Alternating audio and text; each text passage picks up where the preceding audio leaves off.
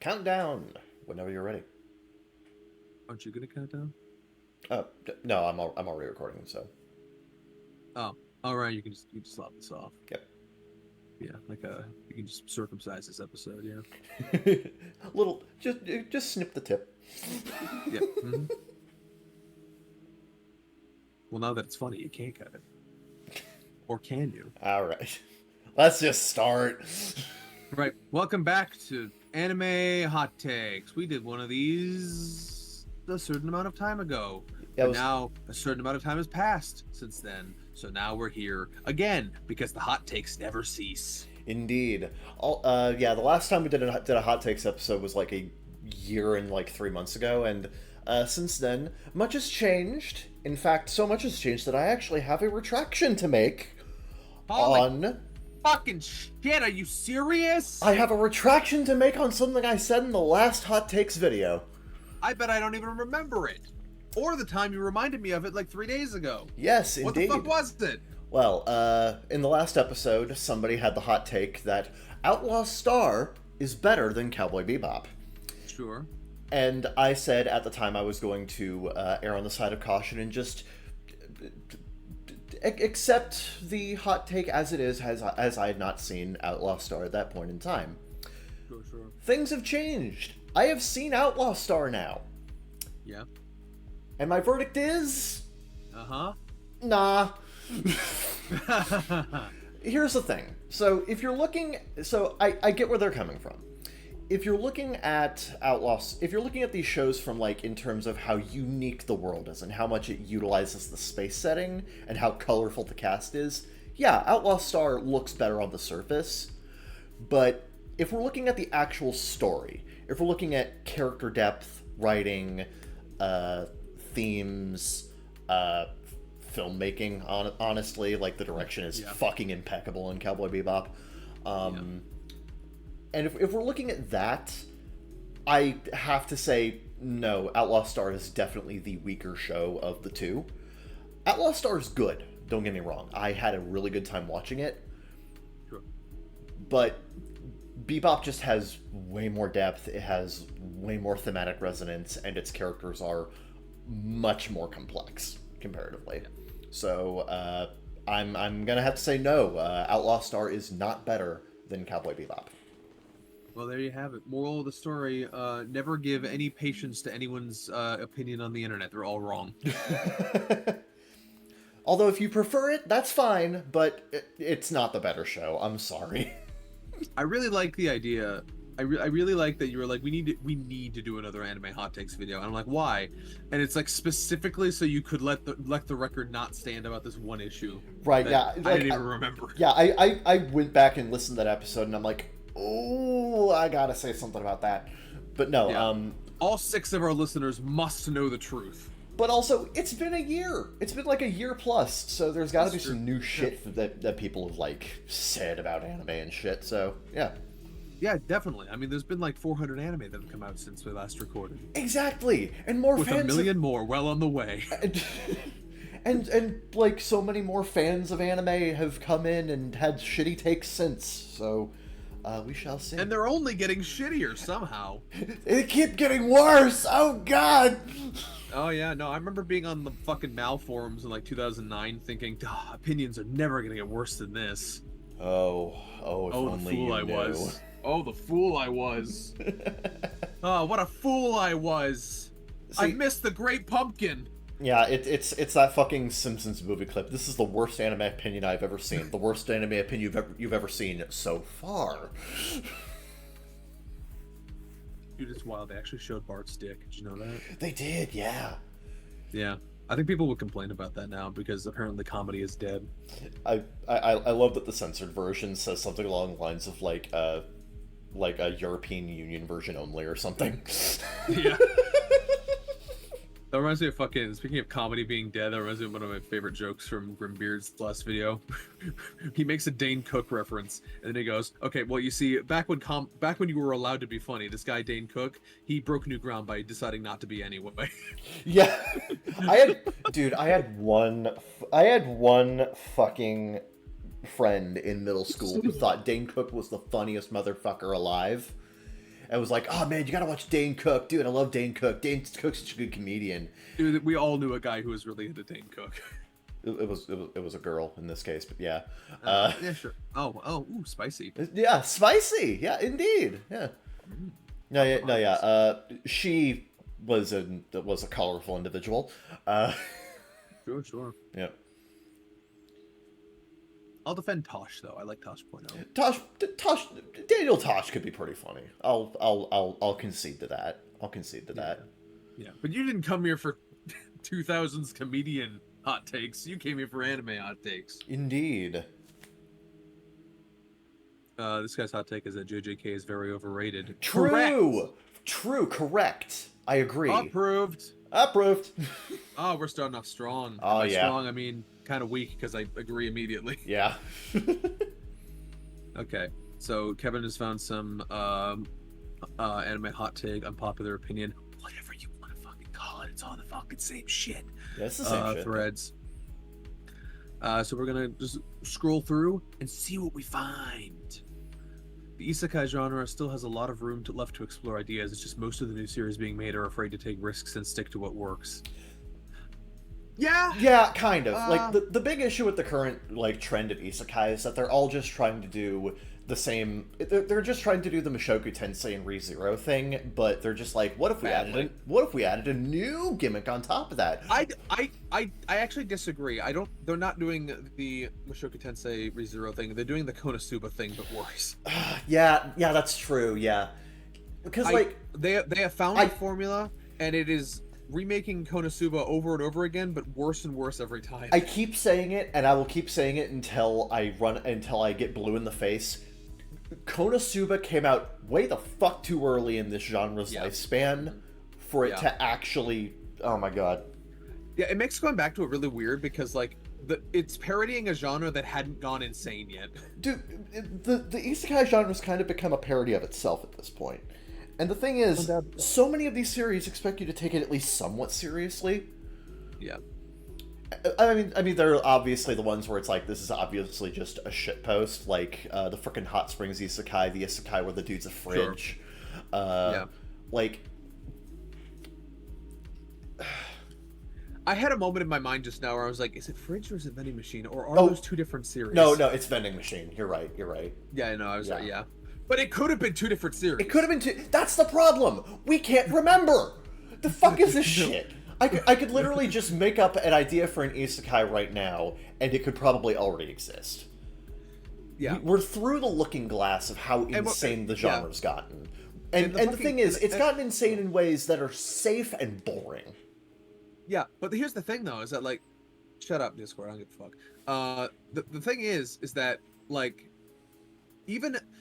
I have this thought constantly where I'm like, you know, some of these might actually be decent, but if they're titled shit like, I'm the 7th Archduke and I was reincarnated into a world where I killed 30,000 slimes for 4,000 years, or whatever, it's like, I'm not gonna fucking watch it.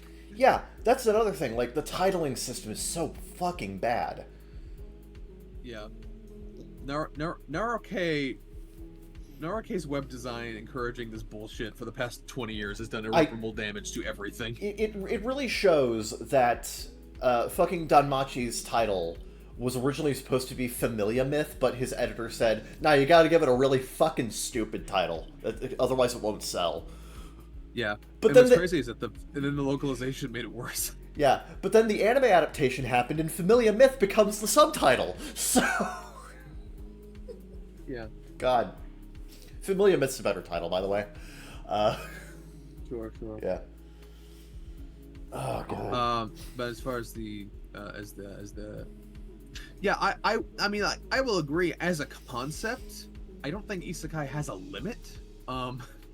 You know, like it actually goes back a long ways, and yeah, there's as many unique worlds as you can make. There's definitely always going to be a place for this. Yeah. You know, it's like, you know, I think people who say that the idea is old hat and needs to be retired are just they're kind of the same people that whine whenever a zombie thing comes out, and I'm like, I'm sorry, zombie is a genre now. Zombies are just a genre. Yeah.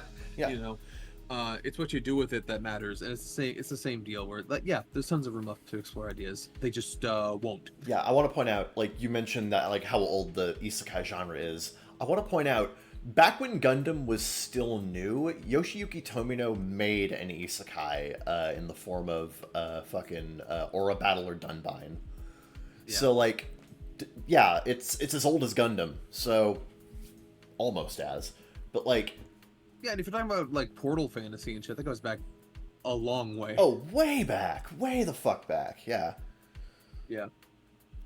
So, like... I remember when anime would come out that weren't even called, that were functionally isekai, that weren't even called that yet. Like when Mare happened, like Mare. Yeah, Mare is an isekai. It is. But, like, no one called it that. It doesn't call itself that. Yeah, know? yeah.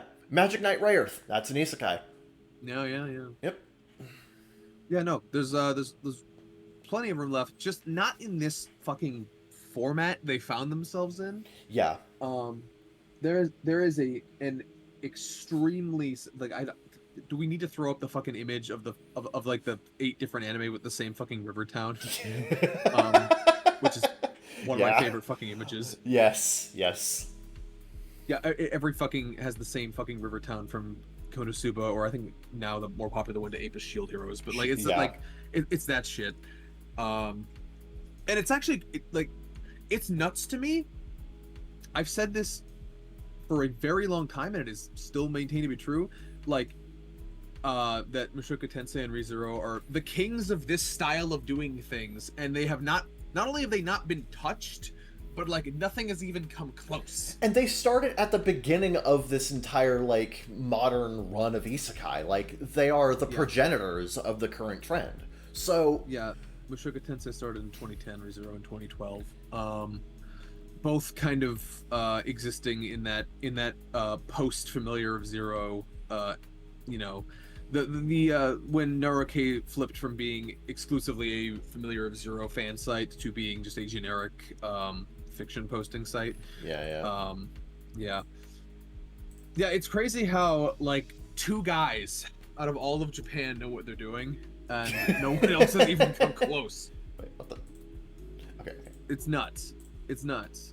And I think a lot of it is, I think part of it's, I think it is a mentality thing, where a lot of these authors are going into it wanting to make an isekai, when I think that's not really the mindset that Ryufujin or Tape had. I think, like, you need to want to create a work of fantasy first, and, like, have an isekai happen to it. Yeah, the reason why ReZero and Mushoku Tensei are as good as they are is because they are good fantasy. They are good fantasy fiction first and foremost.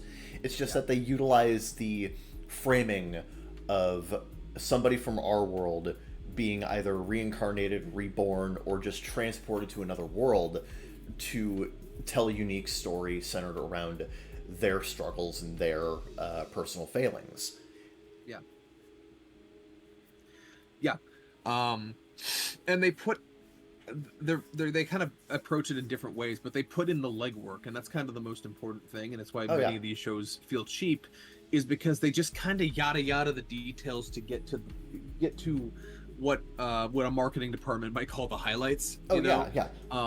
Like, and it leaves the stories themselves feeling hollow. Yeah, the thing that, like, I'm going through season 2 of ReZero right now, and I finished season 1 like the other week, and the one thing that just really sticks out to me going through ReZero again is just how good the drama is, due to how much work is done making these characters feel believable and giving them, like, real depth and complexity. And also just the work being done to create this fascinating and unique world. And, like, magic system and mythology. It has an internal mythology. So, like... That's what I'm saying. Like, it's good fantasy first, isekai second. Yeah. So... Yeah.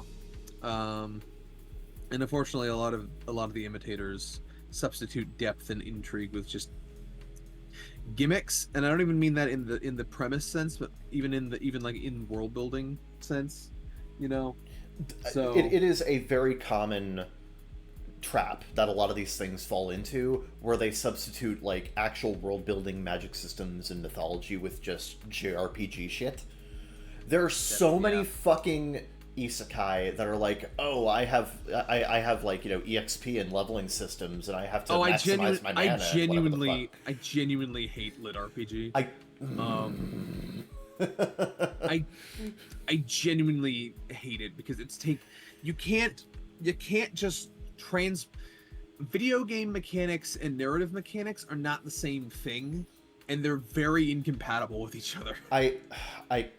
Okay, I'm gonna say something. Stories, like let me say something. Stories are not about numbers. That's what right, yeah. When a writer is writing like a fight scene or something, they're not doing math calculations to determine the outcome. They're not rolling dice. Yeah. Okay, they're creating scenes. Yeah. You know, to push the characters into the positions they need to be to tell the stories they want to tell. They're not doing math. There's no, you know, and this goes for like both DBZ power scaling arguments and for this lit RPG shit, where like it's not like stories are not numbers. Yeah, I'm gonna be completely honest with you. It's not technically an isekai, and you're probably gonna hate me for saying this. Sword Art Online did irreparable damage. Here's the thing, though, is I feel like SAO kind of does it. This is another case of the original doing it fine. And I agree. I completely agree. But the fact of the matter is, a lot of it is people seeing these other series doing it, and they say, oh, I can do that too. But rather than understanding why it works, they just take from it on a surface level and don't expand upon it. Yeah, no, like SAO literally SAO, there's no stat crunching in SAO. There's no like spreadsheet tables and shit. Yeah. Like, at most you'll just be like, I can do this because I leveled my profession in this, or I need to level my profession in this, or, you know, I learned these named moves because I, you know, put points into whatever. But like it's never like important. The drama or the tension of a fight scene never hinges on this fucking video game mechanic bullshit. Yeah. It's just there to add flavor and explain why people can do certain things. Yeah. You know, and Reki does not take up much of any page count with that shit because he knows it's not interesting. Yeah. And, you know, it's interesting in the context of playing a video game. It's not interesting in the context of telling a story. Yeah. When you're reading a fucking book, you don't want to just spend like 2 pages talking about people's fucking like leveling stats. Like, no. Oh, dude, I don't dislike this series, but fucking when I read the first volume of Reincarnated as a Sword, dude, there are so many fucking you told me about this that are literally just dedicated to like analyzing skill trees. And it's like, oh god, the anime made this a little bit more tolerable. Okay. Mostly by cutting most of it, because most anime directors also know that the shit does not make for good storytelling. Right, yeah. But no, yeah, the point. So the first thing these anime directors do when they get their hands on this material is they cut all that shit out. But yeah, like that's kind of the point, is that like there's absolutely this like there's a complacency and there is a formula people have stuck with, but it's a formula and a complacency built off of an understanding of what made the progenitors of this type of storytelling work. Yeah. And we need modern isekai needs to break out of that at this point, because we're reaching a point of stagnation. I'm at a point. And this, like I will concede and accept. Yes, the isekai genre has lots of room left to explore ideas, but I'm just so fucking tired. Yeah. Can they take a break and just mull it over for a few years and then come back to us? Yeah. No, I agree. I completely agree. Anyway, I think we spent enough time on this one. Yeah.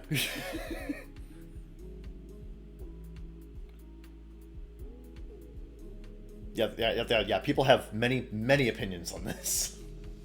It's almost always a fantasy, medieval, European, Japanese setting. It could be literally anything. Post-apocalyptic and Mad Max, cyberpunk, pirate theme, 1930s mob setting. That's true. Like even just creating an isekai based in a different aesthetic can breathe new life into the genre. Like, you could explore so many new things by having pirate fantasy and shit like that. I'll give this guy credit. Eminence in Shadow is fucking. It's written by an actual schizophrenic. I'm sure of it, but I did appreciate that it's. I did appreciate that it's a bit more around Industrial Revolution. What the fuck is that? The Industrial Revolution time era. It's slightly different. I do like that. Dear God, is that show written by a schizophrenic though? Storytelling is more important than the story itself. I think what they're getting at here is how a story is told is more important than the story itself. Which no. I'm gonna go with no. Because I think a bad story presented well is still a bad story. You know.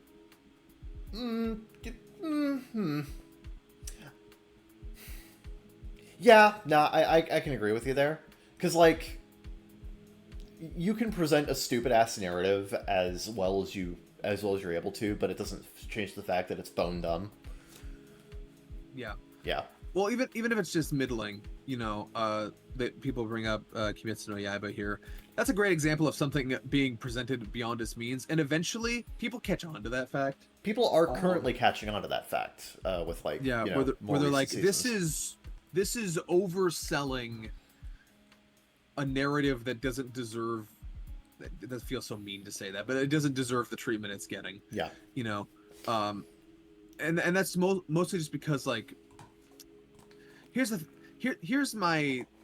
This is a weird fucking thing to explain. So hold on.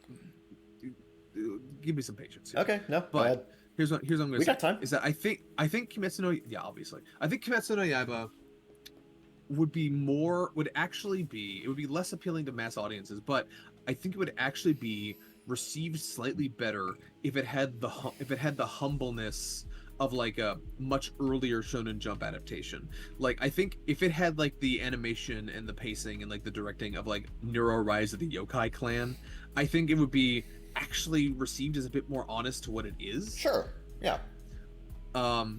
Like, I think by with the incredible production Ufotable does to it, they are elevating it to a level where the narrative can't quite stand on its own legs, because it doesn't deserve the I'm gonna be flat out honest here, masturbatory treatment that it receives. You're right. Yeah. No.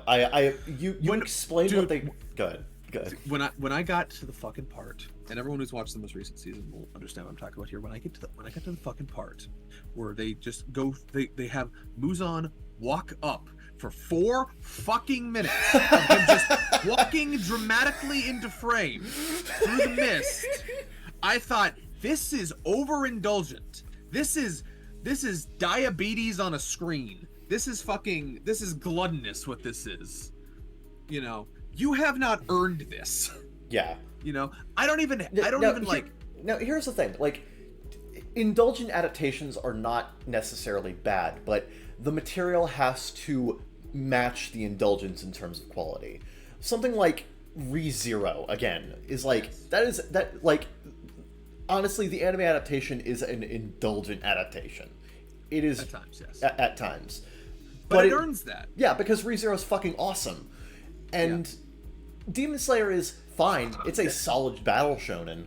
But it's being elevated to, like, frickin' Fate levels of, like, production quality. Yeah, and it's insane.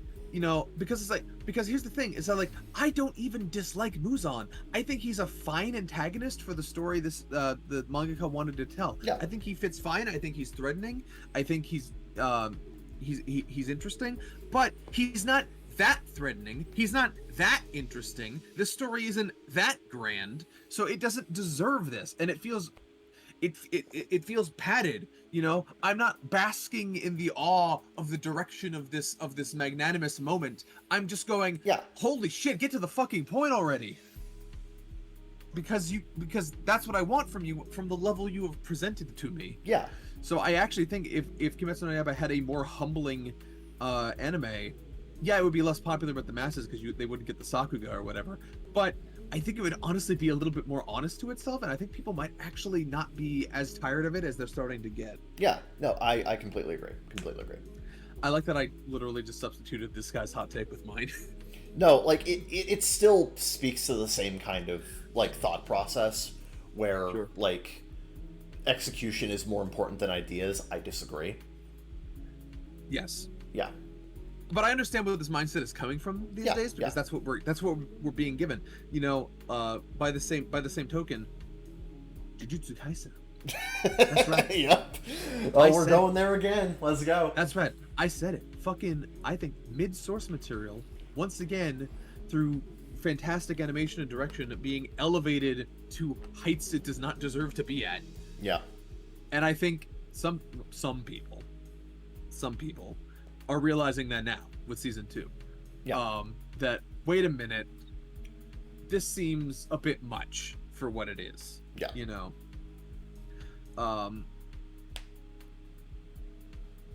So yeah, I think a lot of people believe this, but I don't think it's true.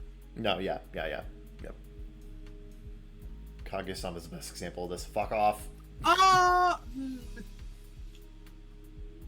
That's actually a better example. That's an example of doing it right. Right, yeah. Like where it does kind of match the material and it elevates it appropriately. Yeah. And it's a weird topic to get into because, like, yes, obviously this shit is subjective to some degree, but you know, we're speaking from our own perspectives and we're speaking about, you know, how. Well, yeah, that's why we're here. Yeah, I know, but like that's what I'm saying. Like,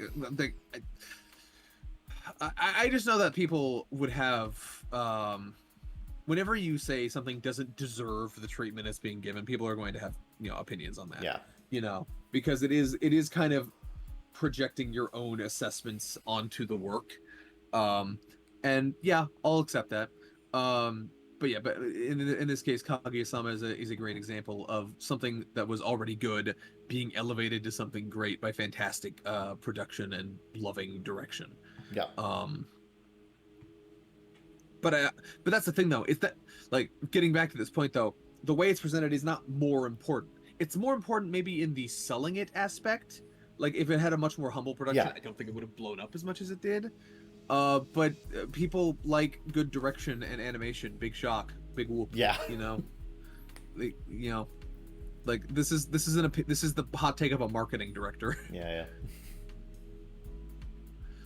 There is a lack of serious placed in college. I'm tired of this high school bullshit. Okay, let's get into it. We kind of talked about this last time too, because like. Yeah, well, I'll do it again. Okay. Fuck it.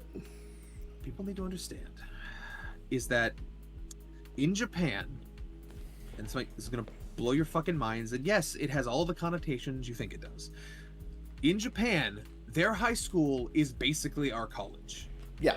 It's not compulsory. You need to test into it to be accepted, and they're given a certain level of autonomy and freedom that our high schoolers don't have. Part of this is because Japan is relatively a safe country, and a lot of it is because they have really good public transportation. So, yeah, their high school experience is kind of more analogous to our college experience. Yeah. That's just how it is. And their college experience is more like our Ivy League universities, where like there's no good stories to be told because they're just studying all the time.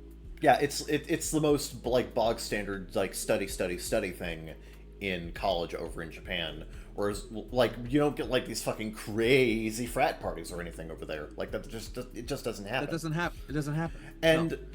I also need people to understand your average business person in Japan lives a pretty fucking sad life. The most prominent story in anime, I forgot to mention this last time. The most prominent story in anime that actually features a like modern 20-something businessman making ends meet like day to day is a show about him coming home to a cute lolly fox wife who pampers him. That is the fantasy. That show is depressing. It's depressing when you really think about it. Yes. Yeah. Yeah. Like. I like Senko-san, but at the same time, I recognize it exists because being a businessman in Japan fucking sucks. Yeah. And fucking. That's also part of the reason why there are so many high school series, because it's all like, it's the fucking remind people of when their life sucked less. There is so much more freedom. There is so much more, like, exploration to be done when you are a teenager in Japan. And like there's a million things you could say. There's a million things you could dig into about this, but like Japan legitimately is a country where, yes, everyone actually does peak in high school. Yeah, it's the culture. Yeah, no, it's not just, you know, some freaking, you know, down on his luck 30-something reminiscing about old times. It's like, no, he's actually right. Yeah. Also, go ahead. No, okay. I was gonna get into a whole other thing. So if you have something to say. No, I was just gonna say you brought it up last time, but like also teenagers inherently have bring up, yes. What? That's exactly what I was gonna get into. So you go ahead. Yeah. No, you brought it up last time, but like teenagers inherently are at this point in their life where they have more room to naturally like develop and like. They're flexible. Yeah, they're flexible. They're flexible people. For storytelling purposes, yeah. Which makes it. Yeah, it makes it insanely easy to create relatable and believable conflict from it. Yes, they're at a point in their lives where they're malleable, except they're malleable to change and can experience circumstances that can be both familiar or new. You know, in different ways. They have enough life experience to have a defined background that defines them, but not so much to solidify them into something, you know, immutable. And they have enough life ahead of them that stakes are high, and there's a lot more that they could go through. Like it's not only a great starting point, it's a good center point as well. Yeah. Like just from like teenagers are incredibly useful from a narrative perspective. That's why I write almost exclusively about them, and I don't really see that changing unless I have a very specific story I want to tell. I don't really see that changing. Right? Yeah. People. I think I'm gonna be writing about teenagers until I'm probably 80. I'm gonna be honest. People who say shit like this seem to come at it from a very Western point of view. Yeah. Because like. Admittedly, a lot of Western media does inherently feature, you know, older adult characters and shit like that, but like that's because genuinely we actually do have more freedom as adults, and we actually can, you know, explore shit more freely despite our limitations. Because our teenage experience is, let's go on an adventure. Oh wait, I can't do anything. I don't have a car, and I live in a gray box. You know, like it's, you know. Yeah. It's almost flipped. Like our adolescent experience is more similar to Japan's adult experience. Right. Yeah. No. I need people to understand that if they want anime that is interesting, has like, you are going to get more stories with teenagers. I'm sorry. Yeah. Anyway. Yeah. There are some shows with 20-somethings. You can find them. They're out there. Yeah. But like generally speaking, because of both narrative usefulness, certain appeals, and also just cultural factors, there's a lot of high school media, and there probably always will be. Yeah. Also, I want to point. Yeah, someone says one of the few shows I distinctly remember is Welcome to the NHK that I followed. I think a 24-year-old dude, and it was really good. Okay, but the problem is Welcome to the NHK is insanely fucking depressing. Yeah, it's also yeah. it's about a hikikomori, if I recall. It is. You know, yeah. So like it's about a shut-in. Like yeah. He can fucking, like, you can make a story about that because he's not working all day. Yeah. You know? Yep. I think that should be extremely telling that one of the few shows you distinctly remember is a show about a guy who didn't have a job. Yeah, and shirks responsibility. Like, hello. Like, think about that and why you don't get more stories in that age range. Think about, just connect those dots for me. Yeah. Anyway, you can dislike a show without thinking it's bad. True. True. Very true. I just choose not to because it's funnier. Yeah. a lot of current anime fans are spoiled in terms of animation quality. We've said this before. Oh my god, we've actually been. Oh my god. When I see people complaining about the animation quality of pretty much any big name show, it's always nitpicky, and the examples they show are better animated than a solid 60% of other shows. Maybe this only really applies to shonen fans, but growing up watching DBZ, I don't particularly remember watching any of the fights and being wowed by how well they were animated. Watching anything like JJK or Hell's Paradise now, every major fight scene is at the very least impressive and a spectacle. Hopefully this is just confirmation bias. Yes, I agree 100%. Absolutely. These new gen fans are spoiled as fuck. Yeah. When you are getting into anime and the standards of anime that I got into when I was growing up are stuff like Dragon Ball Z, the original first 800 something episodes of One Piece, and other stuff of that kind where it's like when I think of like what I fucking was into when I got into it, outside of like Yu-Gi-Oh, obviously, in terms of like things with more fighting going on, I think of like Yu Yu Hakusho or Mare or fucking Naruto. And the thing is, which Naruto is a roller coaster of animation quality. Dude, in the fucking tuning exams during the Forest of Death, the worst looking episode of the show comes right after the best looking episode of the show. It's fucking insane. Yeah, and you wonder where our extremely wide spectrum of acceptable quality comes from. It's from specifically the tuning exams. Everybody knows the meme of "Good job, Naruto, you look kind of cool." That came directly after Sasuke versus Orochimaru. I need people to understand that. That was one episode different. Yeah, when you get that roller coaster when you're like 8 years old, you tend to be a bit more accepting of things. Oh yes, absolutely. But like modern newbie fans are so spoiled for choice, and like it's kind of a good problem to have, but at the same time, it elevates the standards that a lot of these fans have to unreasonable levels of what to expect. Yeah, no, definitely. When your introduction to the medium of anime, let's get that word in our heads. Yes, medium. It's not a genre. It is a cultural medium. Thank you. Mm-hmm. Anyway, when your introduction to the medium of anime is stuff like Kimetsu no Yaiba or Jujutsu Kaisen or whatever, that really colors your base floor. And if anything worse than that looks bad to you, I'm sorry, you're gonna have a rough time. I'm sorry. Oh yeah.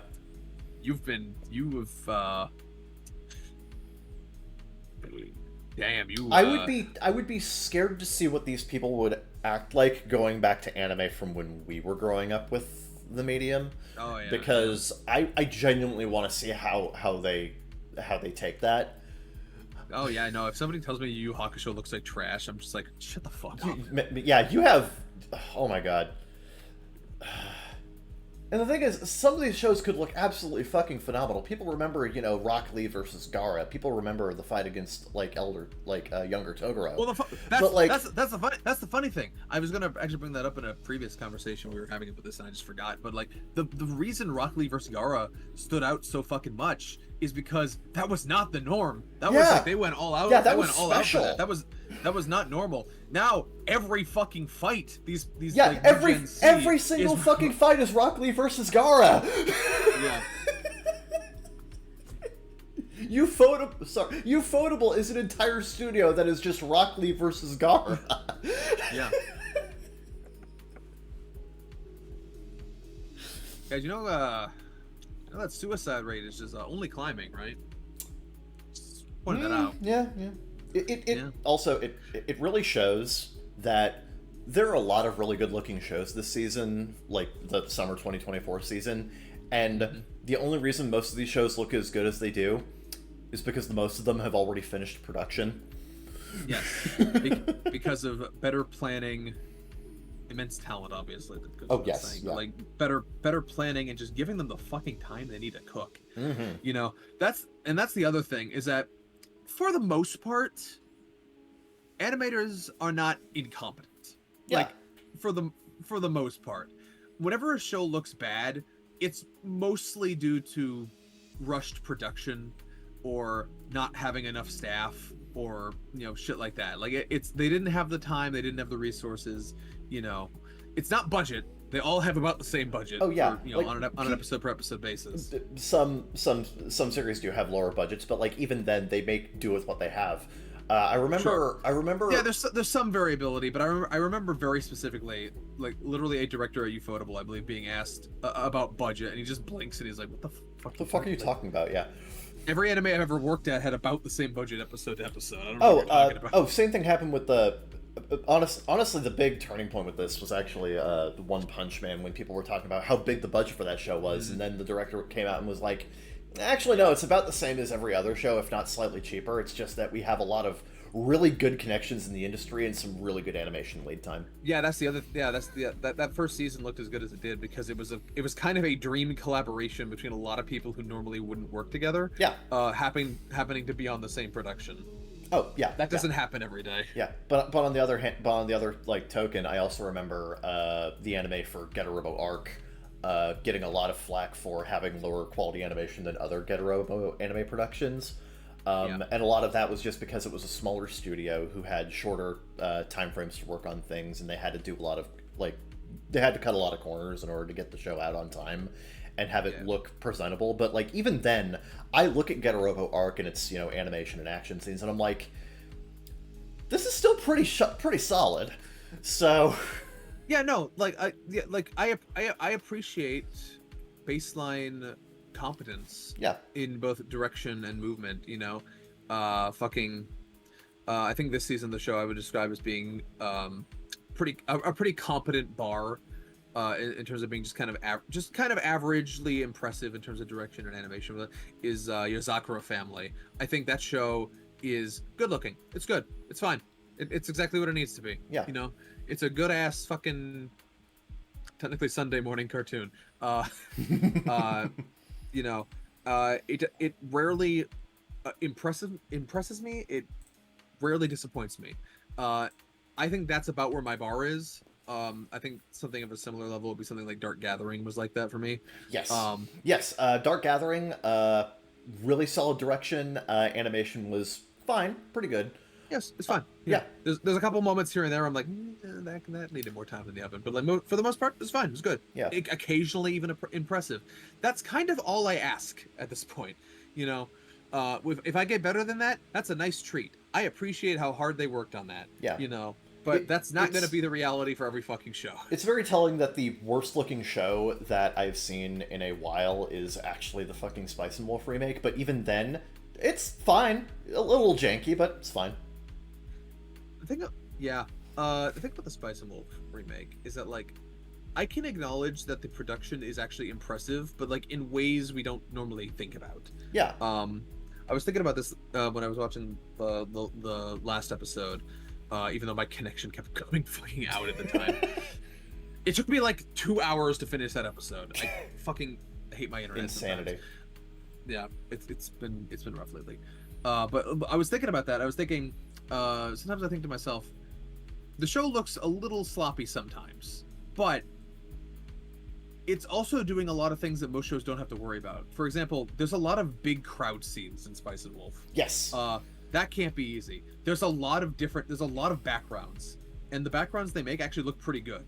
Particularly, I was watching one of the church scenes, and I was just like, these backgrounds are really good. Yeah, actually. Yeah, Spice and Wolf has what Spice and Wolf lacks in animation, it makes up for in just its overall production design.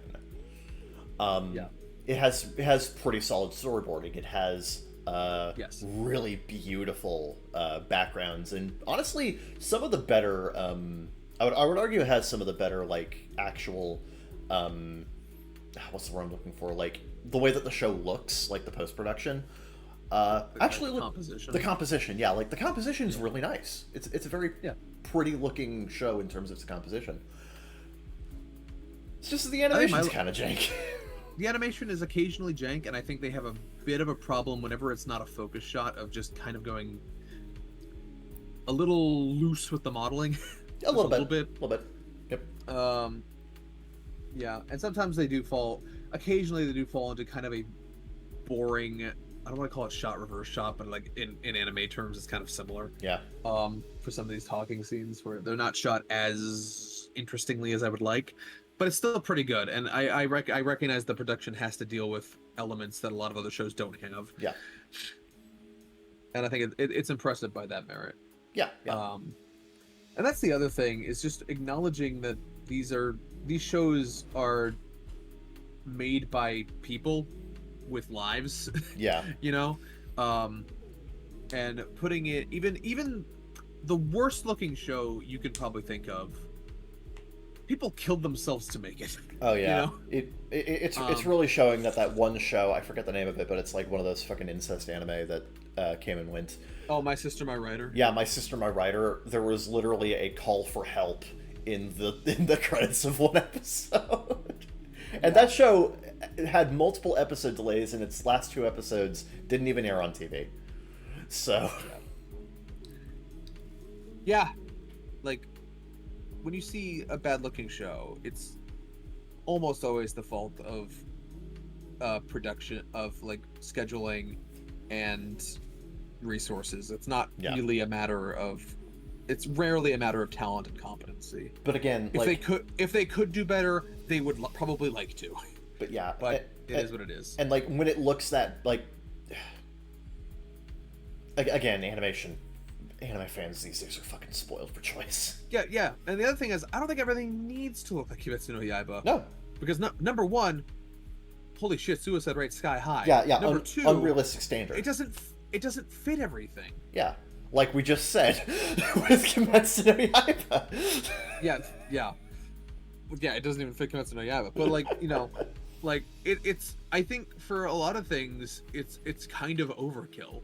You know, I was actually this is an example. I'm actually one of the few people who was ambivalent to even slightly negative at the studio and animation style change between Oregairu season 1 and the rest of it. Yeah.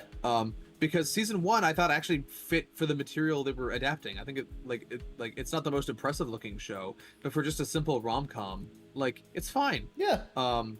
When they blew up the production to this completely different scale in subsequent seasons, my first thought was just, why? You know, like it's fine, looks good, but like, why? You know, I don't think every show needs to look like a premiere event, you know, and that doesn't mean look bad, but it does mean like there's different standards. Like a show like I don't GJBoo. Yeah, I'm throwing that one out there. Oh wow, that's a woof. Like a show like JJBoo, which is about like 5 characters in like 2 rooms, you know.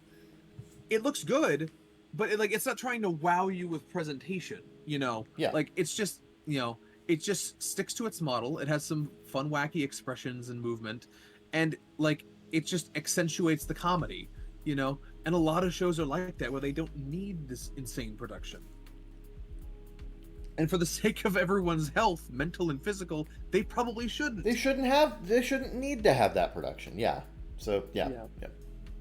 We're spending a lot of time on these. Well, they keep bringing up big, complicated issues. No, I agree.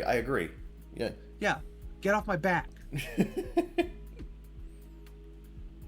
Oh, see it. Oh, yeah. Chainsaw Man was another big one. Yeah. Its own fucking. God, I don't like the Chainsaw Man anime very much. Me neither. Here's mine. The first episode should not air until the last episode is in the can and ready to be broadcast. I literally like brought that up in terms of anime airing this season.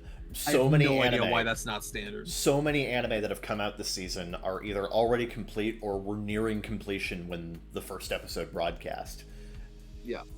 We are at a point. How for decades that has not been standard. We are at a point in the anime industry where animators really need a lot of extra time to complete shows before broadcast. Even fucking Dragon Ball, even fucking Toei has understood this problem. Dragon Ball Daima airs in like a month.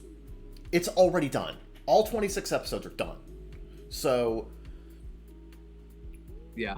So like I feel like we are actually getting to a major shift in the industry where that is going to become the standard going forward. There are going to be exceptions, obviously. You know, One Piece, And also, like obviously, long runners, obviously, One Piece like a long here. runner can't do that, but like they should at least have a healthy gap. Yeah, have a really nice, healthy buffer, but like, yeah. No, yeah. I completely agree with this. Completely. I've seen ice cubes hotter than this cake have an upvote. Yep. Somebody will take that 2D girls can't hurt me thing too seriously. I don't know what direction they're going in this. Are they saying like the people who say this are taking it too seriously, or the people who see it and get angry about it are taking it too seriously? Yeah. Maybe he'll reply. I'm not sure. Okay. I don't know what direction. Okay. I can't really judge this because I don't know what direction it's going from. I don't actually know if this is a hot take. I heard this from a YouTuber originally. I wasn't deeply with me, so I'm not agree with it. But anyway, anime is weird. Anime is weird not because Western people don't understand Japanese culture or sensibilities, but because anime is made by weird people for weird people. It's weird and only getting weirder as time goes on. Yeah, anime. I've mentioned this before. Anime is, by its very definition and nature, counterculture. Yes. Anime itself is counterculture, and by complaining about... If you go into anime and complain about it being fucking weird, you're basically eating a sandwich and complaining that there's bread on it. Like, why the fuck are you eating a sandwich? I think... Well, here's the thing. No, partially it is a Japanese culture and sensibility thing. Like, a lot of it is. That too. Let's not dismiss that. But a lot of it is that genuinely Western values just clashing against Eastern values. Yeah. But I do agree with the overall sentiment that it is kind of a medium, especially large chunks of it, that is made for weird people by weird people. Mm-hmm. And that's not I see that as a positive, frankly. Yeah. But yeah, like it is kind of an insular medium. Yeah. An insular culture, you know. I want to disagree with the commenter as well. Otaku is not really a pejorative term anymore. Yeah, I remember fucking Justin Savakis back when he was doing Answer Man made this entire fucking article of Answer Man talking about how like otaku is a pejorative in Japan, and he had like a massive amount of people in the replies and comments being like, not really anymore, you're kind of about 20 years out of date there, buddy. And he had to make a fucking retraction. Yep. I actually, these days I actually do like Justin Savakis. He does amazing work at Discotech Media and now being the owner of AnimeGo. But that was definitely one of those moments where I'm like, I don't think so, Chief. Yeah. That keeps getting brought up because of the sentiment around the otaku killer and shit like that. But like, that has not been a thing for like 30 years. Oh, yeah. People got over that. And like, yes, anime is a weird, artsy, you know, anime more and more year over year is first and foremost made for otaku by otaku. Yeah. And that's not a bad thing, you know, like get with the club or go home, you know. Mm-hmm. And hopefully we'll always be that. Oh, there you go. There you go. Yep. Hey, that's what we're saying. Thank you, Emi Ibarazaki. Yeah. I want less anime. Let them take longer to animate. Let animators get paid better. Yeah. Correct. Yep. We've been over this. Yep. Yes, we've been over this before. Like go to and I'm not kidding. Go to any chart and like you can change the year by typing the year into the URL. Go look at what was airing in 2005 and then look at what's airing in 2024. Okay. Yeah. We've gone from like 20-ish shows per season to like 60-ish shows per season. Yeah, like the amount of anime that's come out is tripled, and the amount of animators has not changed that much. So it's gotten lower actually. Yeah, it's actually worse. Yeah, you see, everything's actually worse than you think it is. Yeah. If only you knew how bad things truly were. Anyway, The notion that characters can't officially get together romantically until the very end because it hurts their popularity or merch sales because they're no longer single to the fans is honestly kind of sickening. I want more series where characters hook up early and openly engaging in affection, from kissing to sex. Let characters act like adults even if the fans won't. That's true for idol culture. I don't think it's really true for anime anymore. I'm definitely seeing more and more anime and manga that are Yeah, willing I to think it's explore. changing. I'm definitely seeing more that are willing to explore actual like romantic attraction and shit like that. Reiwa energy is a real movement. Oh yes, absolutely. Um, there are even like shows prior to that, like prior to the Reiwa era that have had that. If you want something like this, fucking go check out Mysterious Girlfriend X. Yes. That's a really good example of that. Yeah. I think, the winds of change are here, and I think it's because a lot of the creators now grew up with 20 years of that weirdly chaste era of stuff. Yeah. And I think they are they want to subvert that. They want to flip it on its head. They want to explore new ideas and stuff. So I think it's more of a trend thing. Yeah. Even Really. even some of the anime that do that like long term will they won't they add some extra spice to it now. Yeah. One of my favorite examples I've brought it up so many times is fucking Nagatoro. Yes. Nagatoro's got a little bit of spice to it. Sure. Like it definitely has more of a romantic give and take between Nagatoro and Naota. That's his name. Yeah, like between those two characters, it has more of a romantic give and take that builds over the course of the series, and they even push past each other's boundaries pretty fucking frequently. Yeah. And that's just, we are definitely seeing a shift in how romance anime is written and presented now. This mentality here, this is mostly for idols. Yes. I think it might have been true from a marketing perspective like 20 years ago, and it might have stuck around in certain circles. But like today, I don't think this is really something they concern themselves with that much. Oh, yeah. Absolutely, yeah. I don't mind anime where nobody dies. Dragon Ball or Black Clover or most isekai. I like when characters I'm fond of remain alive even if there's no real stakes. I don't really watch anime to feel high stakes consequences, so it doesn't really bother me when there's some asshole who brings a character back. Well, that's just like your opinion, man.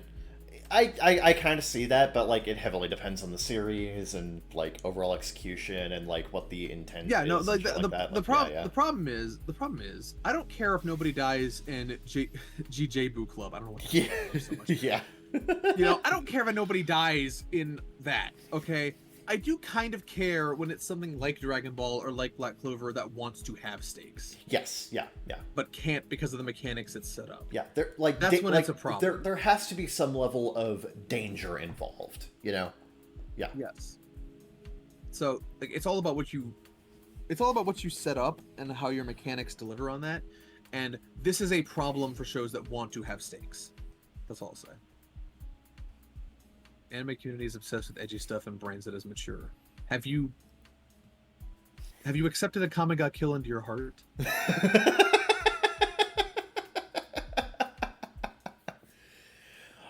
Eskonu posts some mature recommendations in the title. Look inside, just wants violence and gore every time. Yeah, because it's cool. Yeah, violence and gore is cool and awesome and badass. No. Yeah.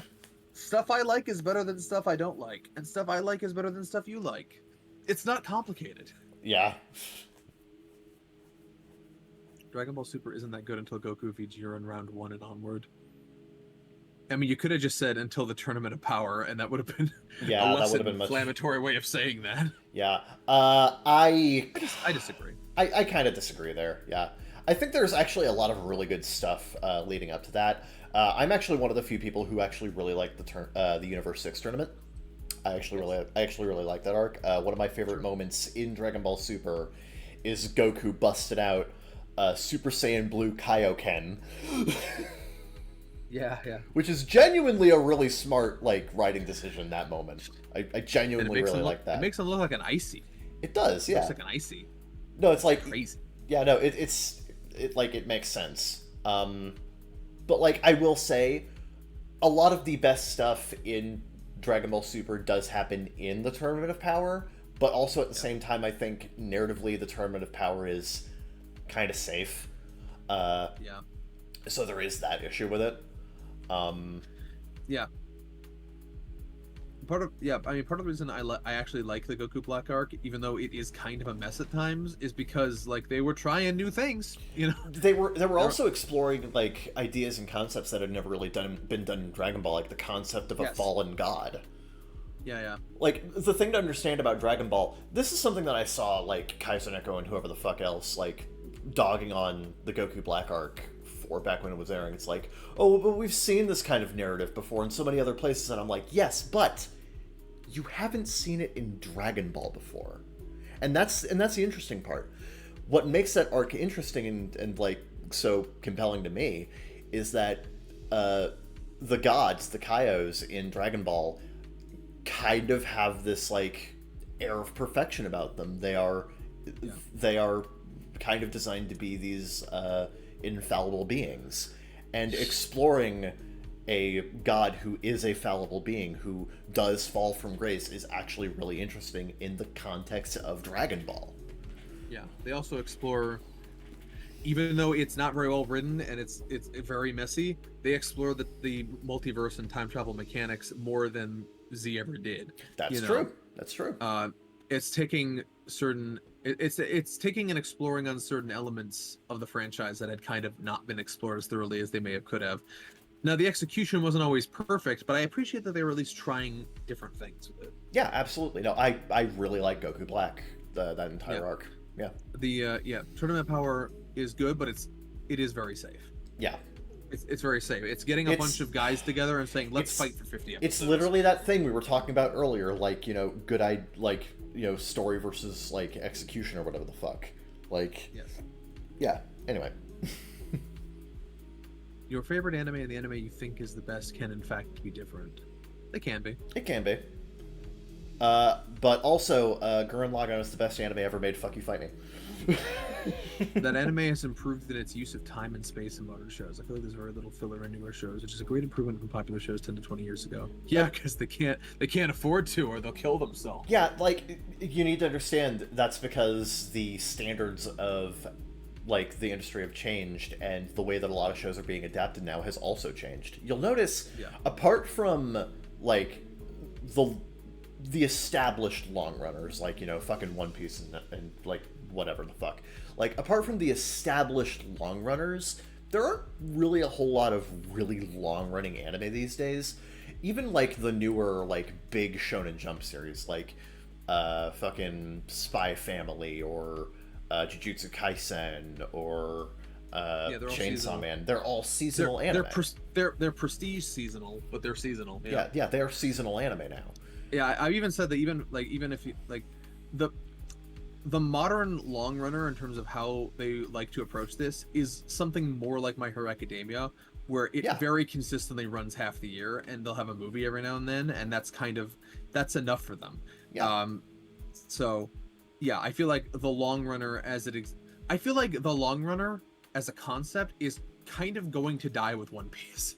Yeah, One Piece really is kind of the like, in terms of, like, manga adaptations and shit, One Piece really is kind of the last bastion of that. And even they're going back and remaking One Piece with the Netflix series, both the Netflix live action and the anime. And the Studio Wit one that's coming out, the One Piece. Yeah. So, like, yeah, we're kind of seeing a new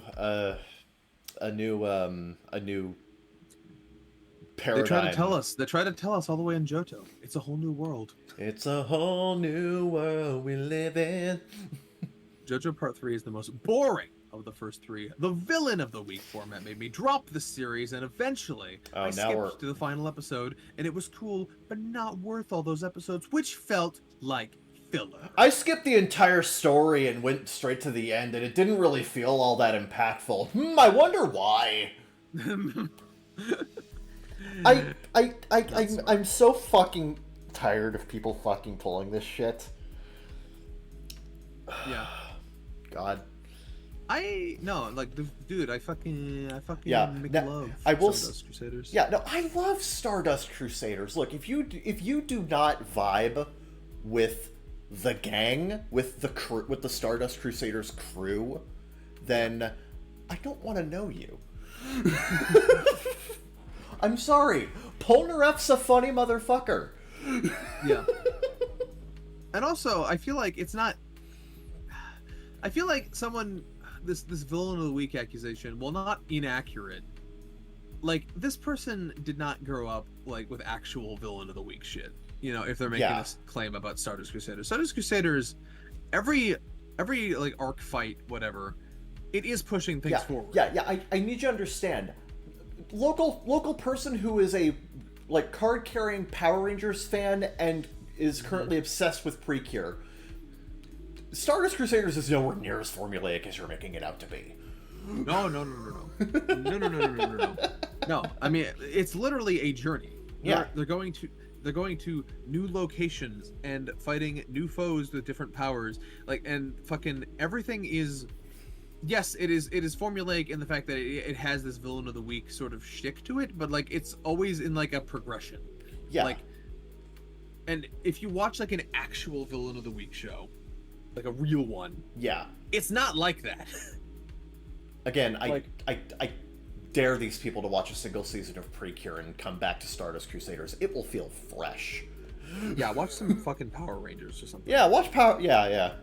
Fucking Jesus Christ. And again, see modern fans, spoiled. what true fucking villain of the week looks like. Yeah, and it does not look like Stardust Crusaders. Stardust Crusaders has momentum behind it. Yeah. In addition to the fact that it is good. Yeah. No, it's really good. No, I love Stardust Crusaders. It's a bad take. Remember to sort by controversial, y'all. Yeah, we're currently sorting by best, actually. There's quite literally nothing funny about a guy trying to hide his boner while a girl unknowingly flashes her panties. What shows are you... What show are you talking about? What? Yeah, I'm trying to fucking, like... I know that I get the spirit of their complaint here. I just want to know what specific show brought this about. Yeah, Nothing made recently. Yeah. There's usually more subversion going on recently.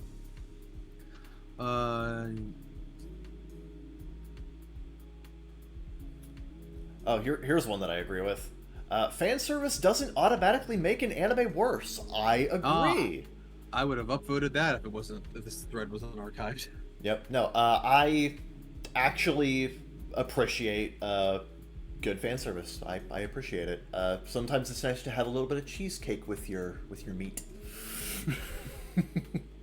Oh, this guy's even more extreme. JoJo Part 2 was the best part. Every episode had a purpose, unlike all other parts of episodes that feel like filler. Okay, question. Mm-hmm.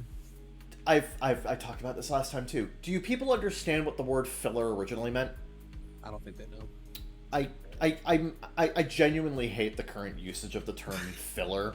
Genuinely, I absolutely play the Gintama clip. Yeah. yeah. No, I'll just play the fucking Gintama clip while I talk. No, like the entire point of filler, it is literally referred to as filler because it was created to fill time in an adaptation. Again, this is the reason why fucking long runners are kind of a dying breed. Because, like, the reason why it happened is because, when an anime is adapted from, like, a manga, or, like, particularly from a manga, you have to adapt multiple chapters per episode, or else you end up with something like One Piece, where they frickin' stretch out stare downs to half the episode. Yeah. Or they just, like, loop animation. But, like, what ends up happening is that due to that, because there are so many episodes being adapted, you catch up to the manga very quickly, and the anime has to deviate with new stories that try their best not to tread on official material that might come out later, and they can't actually have character progression, and they can't really, expand the world in meaningful ways. Like, it's more so just kind of, a day out with the boys kind of thing. Like the ramen of life from Naruto or whatever the shit it was. The fucking 80 straight episodes of filler. Oh god. Can you believe the world we used to live in? You people do not understand the endless year of filler that Naruto had. Year and a half. Year Yeah. and a half. Yeah, it was so bad the original anime got canceled and they had to reboot it. Anyway. Oh boy. Yeah. Believe it or not, Shippuden, that wasn't just a rebranding. That was considered a revival. Uh, no. Yeah. The kids. Yeah. Like just like look, if you're finding a particular stretch of a story boring, that doesn't make it filler. Yeah, That's not what that means. And just because it doesn't have, you know, cool action or it's not actively like progressing the plot doesn't make it filler. Like, Yeah. you can have stuff that just has, you know, regular just like character development or just, you know, just exploring the world a little bit more. Yeah, just exploring an idea, a concept. Just because it doesn't move the plot forward a significant amount doesn't make it filler, you fucking dumbass. Yeah, look, you can look. Here's shut the fuck up. Watch Yellow Temperance or whatever, and just put some Subway Surfers footage on the side. You'll be fine. Yeah. Do you understand? Yeah, fucking. Yeah, just put some Subway Surfers footage on. You'll be fine. Yeah, Look, yeah. You fucking. Like, I'm sorry. I'm sorry you're like this. Yeah. But I'm also like not sorry. Go off. Yeah. Anime that is fully 3D CG isn't always bad. No, but it can be. Yeah. Hoseki no Kuni was fucking beautiful. More recent example, Trigun Stampede. Yeah, I have. Yeah, no, Trigun Stampede's fucking gorgeous. I haven't seen it yet. It's on my short list of it's on my short cleanup list. Too many people watch shonen anime. Animes. The word anime is already plural. Yep. Because they are popular while not being a fan of the genre. Yeah, that's a huge problem, actually. I see so many, like, this is a common problem on, like, in the manga reading section in particular, because there will be people who will check something out simply because it's the popular thing, but they will clearly hate themselves the entire time they're doing it, and they'll find any reason to shit on whatever the hell's happening in the actual story. Look, do for the sake of your own sanity, if you have sanity left, do not go on Twitter and look through fandom tags when there is currently running manga. You will you will lose brain cells. Yeah. But no, I agree. I definitely agree with the overall sentiment of this one, where one of the unfortunate side effects of shonen being so mainstream and so popular is that if you're people who get into anime through what is recommended to them because it's really popular and accessible, and they're just not people who vibe with shonen, they're going to not vibe with anime. Yeah, and they're going to think that's most of what it is, which it's not. Anime is a very like wide and varied medium, so yeah. Yeah. Berserk gets better as you go through the volumes and isn't that good at the start. I've only read the beginning part, but everybody that I know, this isn't even a hot take. This is like the coldest take known to man. Everybody agrees. The fuck. Anyway. Yeah. Uh, two people in a row that like FMAO3 over Brotherhood. Good for you. Good for you. I respect your right to be wrong. Yeah. Everyone thinks that until they actually finish it. That was mean, but also true. Yeah. Shove off.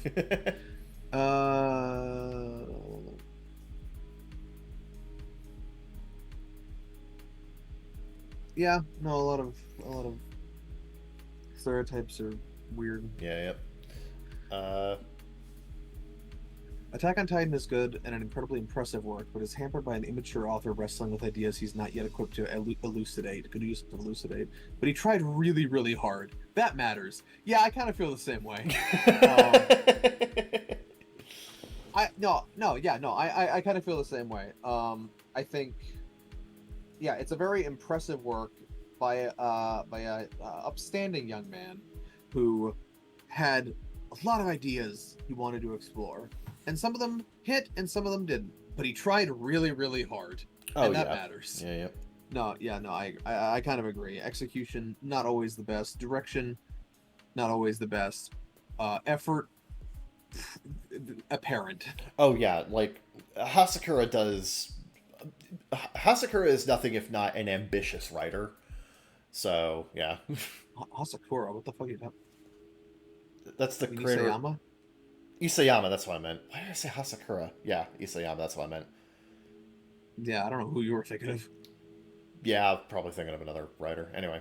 Anyway. A lot of viewers use overrated when they mean to say an anime just doesn't appeal to them, or anime they feel is too popular. If something's popular, you're going to see and hear about it. That's how popularity works. Kind of, but at the same time, My problem with this comment is that if overrated doesn't mean all of this, what does it mean? Yeah.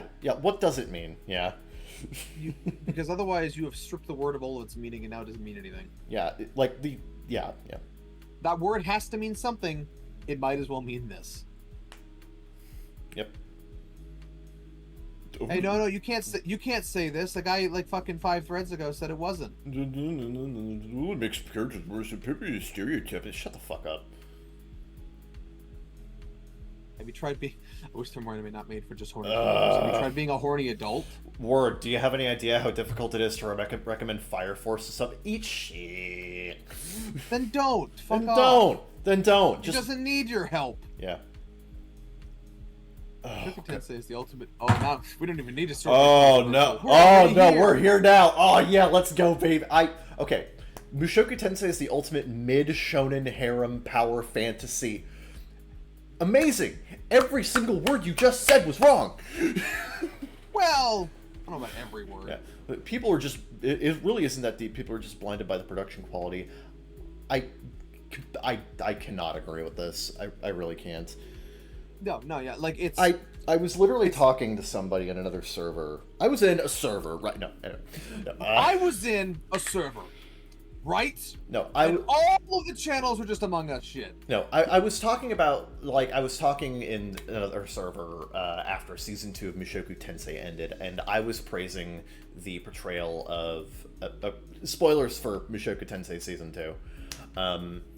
I was talking about the execution of the polyamory subplot, where Rudius and Roxy end up falling in love after the whole little excursion Rudius went on, and they kind of have to bring them, and they have to fucking grapple with that whole thing. And I was talking about how Rudius's character development and the way that he's there's definitely a struggle with his character, right? Because he promised Sylphiet that he would remain loyal to her, but at the same time he recognizes that Roxy has done a lot for him, and he's very grateful to her, and it's it's a very complicated situation, and he has to, and it's he doesn't want to invalidate Roxy's feelings, and I praise the writing of that for being surprisingly nuanced and having at least some level of realism in terms of how it presents Rudius bringing this up to Sylphiet and how it kind of affects the family, particularly with Norn's outburst. I brought up that whole thing, and because I decided to call it having at least some level of realism to its writing, this one dude came in as just actually, I disagree. I think I still think Mushoku Tensei is a power fantasy, and I'm like, hold up. Wait. That's a lot of setup for that punchline.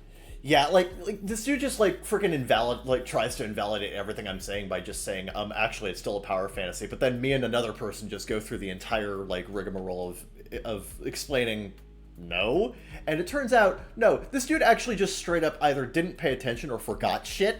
So here's the okay, shut up. Here's the thing. How do I explain it? So the thing about it is that from a certain surface level angle, I get where this comes from. Right. Because Rudius, there is action. It is shonen-y at times. Rudius, spoilers, does gain a harem. Yeah. Yeah. And yeah, it is on the surface a power fantasy in the sense that Rudius is a very powerful mage and can do these amazing things. But I would argue the reason it's not is because most of the actual narrative obstacles in the show are not things that can be overcome by casting spells. Yeah, a lot of the narrative problems that Rudius has to overcome are extremely personal. Yeah. Like, I think it's not a power fantasy, because this was actually literally a complaint some people had about season 2, is that it didn't have enough action and adventuring for them compared to season 1. um, which should really go to show why it's not a power fantasy, because for all of his gift as a mage, for all of his power, most of the problems that actually matter can't be solved by casting ice storms at it, Right, yeah, you like know that's kind of the that, point that I was making, is that like this really isn't much of a power fantasy, because a power fantasy would be just like, oh, I can just power my way through it because I'm the cool bestest dude, but like Rudius yeah, really isn't. if Rudius lived in like Seven Deadly Sins, that might be true, but like he doesn't. That the action exists to serve the narrative. Yeah, The narrative doesn't exist to serve the action yeah, in this series. So from that perspective, the fact that he's a powerful mage is kind of irrelevant to the actual core of the narrative. yeah. Rudius is a broken person at the beginning of the series. That's kind of the entire Yes. point, building him up from Yeah. the rebuilding his character from the ground up, and Not from zero though. That's taken. yeah, like really just redoing his entire life. And if this were an actual power fantasy, that wouldn't happen. If this were a power fantasy, he would already be like this super adept, cool, awesome person that everybody loves. But like, no, this dude fucks up constantly. He hates himself. He is constantly struggling with his own inadequacies. He's constantly struggling with the traumas that were in his previous life. Those traumas inform his actions in his new life, and he has to work through those. Yes. It fucks up his relationships in some ways. Yeah. It's about how that he brings that perspective into a new world, and he makes mistakes, and he has to internalize these failures and learn to rectify those mistakes. But the thing is, it wouldn't be much of a redemption story, and that might be the wrong term, but like, it wouldn't be much of a of a second chance story or whatever if it didn't like work. Yeah. Like the things he gains, whether it's friends or whether it's a house or whether it's a harem, or whether it's great mage powers or whatever, that's all secondary, and it comes as a result of the improvement in himself and how he demonstrates that improvement Right, yeah. interpersonally. Right, yeah. If anything, a lot of this is actually stuff that he has gone through his own growth and hard work. It's not something that was bestowed upon him that he just lords over people. Yeah. These things are bad when they are thrusted upon a character who has done nothing to deserve them, or earn it. In more extreme cases, has literally demonstrated why they shouldn't. That's why a lot of the imitators are so bad, because they'll be reborn or whatever, then they'll just skip the entire childhood aside from like maybe one or two scenes that mean a fucking thing, and then all of a sudden, episode 1, I'm reborn in a new world. Episode 2, I have my own manor and all these servants, and I am a lord among lords, and I'm entangled in these political conflicts that I effortlessly navigate with my silver tongue. La, la, la, la. Like, it's that shit, But Mushoku Tensei is not like that, because it puts in the groundwork to have these grounded interpersonal conflicts that go through his entire lifespan, from literal infancy to where he is at the end of season 2 as a young man. Yeah. And because of his improvements and because of the strides he makes interpersonally and internally, that is reflected in the world. It is meant to be an uplifting narrative about, and you might have different perspectives on how true this is, but about how life is, to at least some extent, you get out what you put into it, to some extent. Yeah. It's a little bit more complicated than that, but the gist of Mushoku Tensei is, in his old life, in his original life, he didn't put in effort. He didn't put in himself, and so he didn't get much out of it. And the whole point is, in this new world, in this new life, he puts in more effort and he gets more out of it. That's the whole point. Yeah.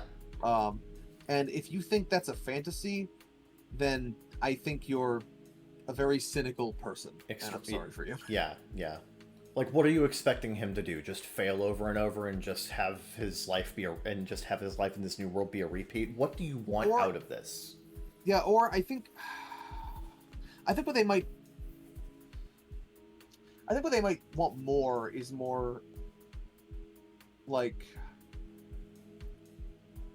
maybe it might just be an issue of they feel like there's a mismatch of improvement to reward ratio, and maybe there are bits and pieces you can critique about that. Maybe, but like the soul of it, I Yeah. feel is sound, and like I don't get how you can really have a problem with that. yeah. And there's certainly bits and pieces that I could critique, you know, like I think yes, okay, so let's get into it. Why not? I think when all this Roxy stuff happens at the end of season 2, I think the actual substance of what is being discussed is, you're correct in saying it has realism and nuance to it. It's well integrated in that respect. Pacing wise, I don't love it. That's completely fair. That's completely fair. I think it, and I had the same general problem when he married Sylphie, because there was really no period of courtship. You know what I mean? Right. It was just they knew them as Fitz for this time. Then they find out that it was a girl all along, and then it's immediately let's get married. Now, the actual emotions and like the themes surrounding that are all solid. Yeah. But the actual pacing of it, I do agree, is kind of on a dime. It's just kind of like, that's oh, fair. we've reunited. You know, that means it's collecting time, and it's like, okay, Right. you know, like in that regard, I can kind of see the argument, but that's overlooking a lot of things. It's an oversimplification.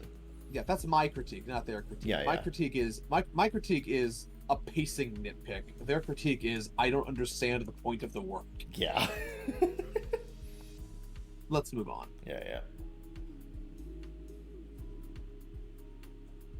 You need to give 3D a go. I don't need to do anything.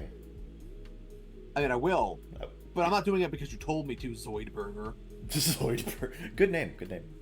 Yeah, true. I watch dubs. Dub actors are way over the top, and I love it. I would actually say that dub actors could stand to be a little more over the top in some cases. In some cases, yes. Yeah. No, the big issue, I would not describe this is really complicated.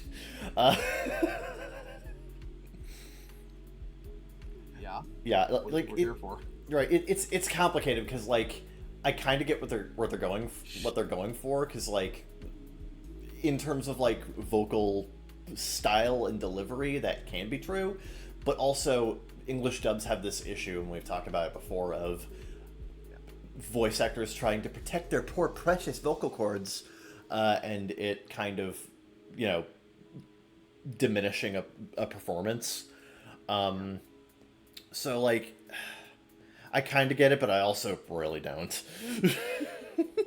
I do like dubs. I do watch dubs though. Dubs good. No, I don't have anything against dubs. It's just most of the stuff I watch these days is simulcast, so I just unless I'm rewatching something, then I'm just not watching. I'm just not seeing a lot of dubs. Yeah, for example, again, ReZero, I watched that subtitled originally in season 2, and now I'm watching the dub for season 2, which is really good.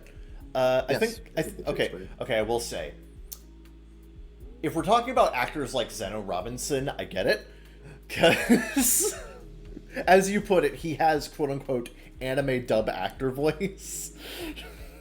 Yeah, a little bit. He's good as Garfield, but his voice sticks out like a sore thumb compared to a lot of the other actors. Yeah, somewhat. Yep.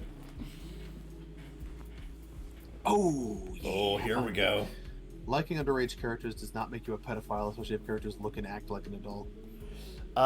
Yeah, I agree. You don't need this disclaimer. Fuck Yeah, it. yeah. Sorry. Can I highlight the right fucking section? Gee, fine. Yeah, you don't need that. Especially, you don't need this disclaimer. I know you put it there, so you. Why does it keep doing that? Why does it keep deleting posts? Hold on. Oh, it keeps scrolling back up. What the fuck? Okay. Weird. Okay. Yeah. No, you don't need this disclaimer. Yeah. Like it's all fucking fictional. I don't give a shit. Yeah, like it fucking cartoons. You have missed the point, You should first not care. commenter. You have missed Right, the point. yeah. You didn't read. That's not that. You didn't read. Yeah. You read too much. You best define liking right now. I feel like they've elaborated plenty. Y'all are just stupid. Anyway. Let's move on before we start encountering FBI jokes. Oh god, here we go. People always cry about how they want... Oh no, it's one of these... Fine, let's... Alright, let's go. Let's fucking go. People always cry about how they want something unique, special, or completely different. Then you get stuff like Aku no Hana rotoscoping, Ikuhara stylistic, slow-paced, character-driven Grimgar, and it keeps failing under everyone's radar, or gets straight up mocked because that JJK fight has such great animation. The same people who scream about JJK and Demon Slayer don't see the irony on how we ended up with years of even more moe after K-On! While crying about current isekai. Okay, one, who are you talking to who hates Ikuhara's stylistic direction, who isn't named Zeke Freak? I want to know. I do. I hate him. I don't like him. I said apart from you. No, okay, have you considered that sometimes being different doesn't mean good? Yes. Akano Hana's not good. People want something different that's done well. Thank you, yeah. You are conveniently ignoring things like Shinsekai Yori, pretty much all of Masaki Yuasa's work, Ueda Konaka's work, Zero Experiment, I love Chiaki Konaka's work. Like, his stuff's so fucking good. Akuno Hanaroto skipping was absolute shite and actively hampered the good story. Seriously, why would you watch the anime when the same story with gorgeous art is easily available in the manga? True. Yeah, made Revolutionary Girl Utano one of the most influential and famous anime ever made. Grimgar, you mean the show that has an uber-devoted fan base that's always demanding a second season a decade later? Yeah. The problem is the show is too expensive to make and A1 is not interested. Yeah. Yeah, fucking... Like, first of all, it's the classic conundrum where you are conflating two different groups of people, first of all. Yeah. And then you have the mistaken belief that something being unique, special, or different makes it good. No, you can be unique, special, or different, and bad. But you're also like forcing your point by saying that things that are unique, special, different, and good that people already like are things that people actually don't like, and like those are two different people. Yeah. Idiot. Yeah. This person's a fucking idiot.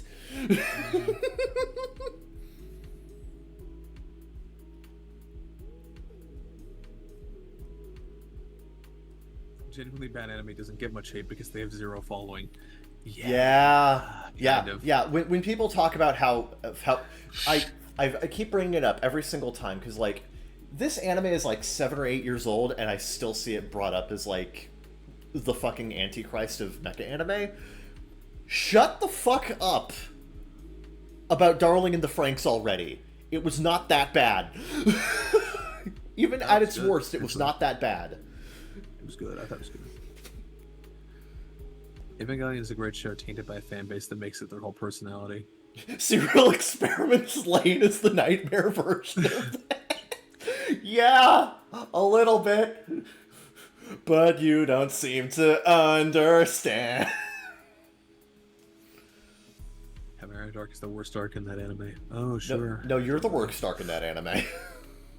No, you. Sir, are you stuck in 2007? I'm concerned. One Piece is considered the best world-building anime ever, but I think, is it? But Hunter x Hunter, well, if Hunter x Hunter was a weekly ongoing show, it would be equal to or greater. No, I kind of agree. So the thing with One Piece is that it has really, really good world building, mostly in that it is a really big world that is very consistent with itself. Not that it's necessarily particularly deep or intricate. I'm not going to say One Piece has bad world building. It doesn't. It has great world building, but it's world building that in some ways can be a mile wide and an inch deep.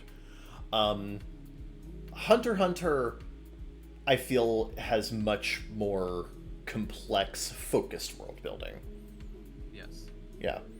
I agree with the general point of this post, which is that if it was weekly, or Togashi didn't have the issues that he did, and if it was, it's just something. It's something fans think about a lot. Where like Hunter x Hunter has like 360 chapters or whatever. For how old it is, if he had never stopped, you know, it would have Yeah. over 1,000 now. What have we missed out on? Yeah. You know, what brilliance could we have beheld? No, I kind of agree. I think it would be. I agree, yeah. I mean, it's appreciated for what it is, obviously. Oh, but, obviously, like, yeah. yeah. I think what he's saying is that it would have the same or better reputation that One Piece has for world building if it didn't have the frequent hiatuses that it did. Yeah, Which, yeah, I agree.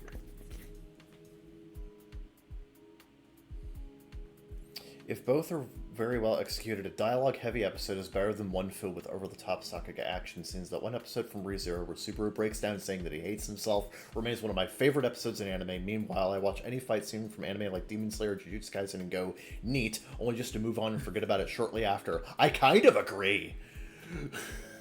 Yeah. I kind of agree. I've gone on record saying From Zero is an amazing episode of anime and one of my personal favorites. So I agree. I agree.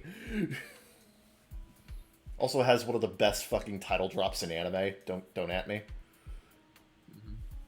Like the final line of that episode is literally Subaru saying the Japanese name of the show. Oh yeah. Okay, Trading out the same voice archetypes for the same voices, I see. yeah. First of all, This. I'm gonna get into the second half of this because like this, I've heard the same fucking critique of dubs forever, that they recycle the same fucking voices, and I'm like, first of all, I just don't think you're watching enough dubs. First of all, Yeah. second of all, time has passed. Half the fucking when I look at a dub cast lips these days, I don't even recognize half the people in there. Oh, dude. I'm having a Brian Griffin moment. Every year, I know fewer and fewer names. You know, and also, this is being wildly ignorant. Japan also recycles the same actors a lot. They really did. Yeah. How many anime have you seen that have Takahito Koyasu in them just randomly? Tell me. Yeah. Oh wow, another anime led by Yoshitsugu Matsuoka and fucking Sari Hayami or fucking Kana Hanazawa, sorry. Like fucking, like it's the like. Yes, for dub you can make that you at one point in time anyway you can make that criticism as it's the same 30 people over and over again. Like Japan is not really that much better in that regard. Japan's really not that different. Like you just don't pay enough attention. Like do people even know that Alia from Alia Sometimes Hides Her Feelings in Russian and Nagatoro from Nagatoro are the same actress? Are people aware of that? Yeah. No. Like, yeah. They don't know. That's why they don't fucking say that about Seiyu, because they don't fucking care. They don't pay attention. Yeah. You know. So fuck off. It's the same shit. It's the same But shit. yes, Fuck off. every fucking studio is going to use the fucking geolocated talent around them that they like using. If you like using like if you liked working with someone and they did a good job, why wouldn't you hire them again? You know? Okay, I think we're pretty good with this thread for the most part. Yeah.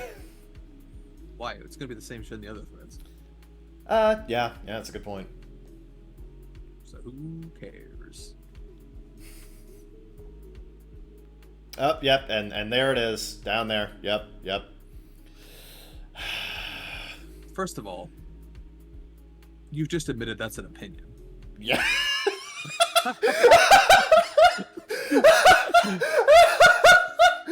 Sir, we asked for opinions.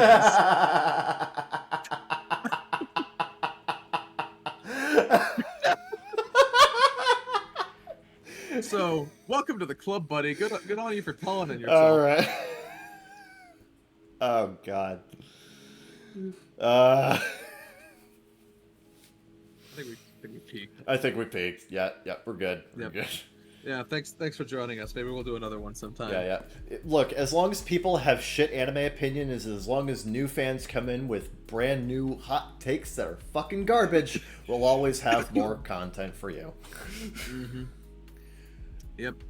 Thanks for listening to not our anime hot takes, but their anime hot takes and our response to those anime hot takes. We'll see you in a different video or podcast or whatever. Zeke freak out. Ciao for now.